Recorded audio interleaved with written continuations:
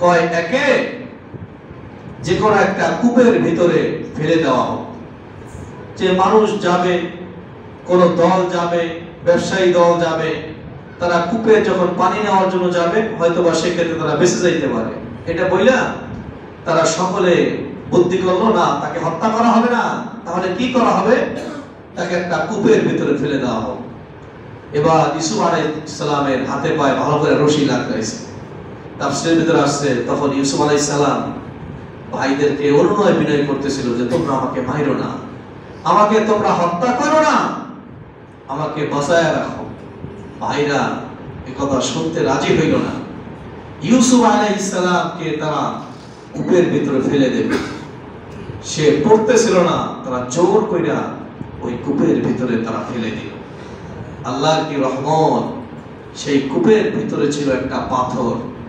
ইউসুফ আলাইহিস সালাম গিয়া সেই পাথরের উপরে অবস্থান করলেন। যখন এই ফেলা দিয়েছে অবস্থান করলেন, ইউসুফ আলাইহিস সালাম যে পাথরের ভিতরে অবস্থান করলেন, ওই সময় জিবরাইল আমিন ইউসুফ আলাইহিস সালামের কাছে ওহী নিয়ে আসছে। বলি সুবহানাল্লাহ।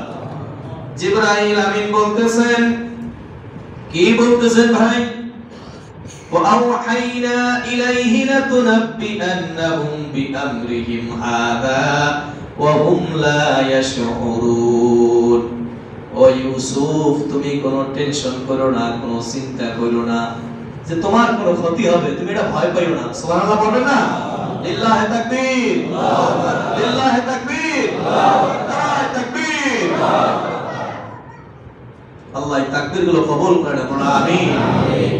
সামনে কিন্তু রবিউল আউয়াল মাস আসতেছে।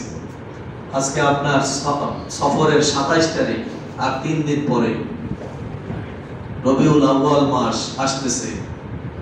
আমাদের আমল আরো বাড়াইতে হবে।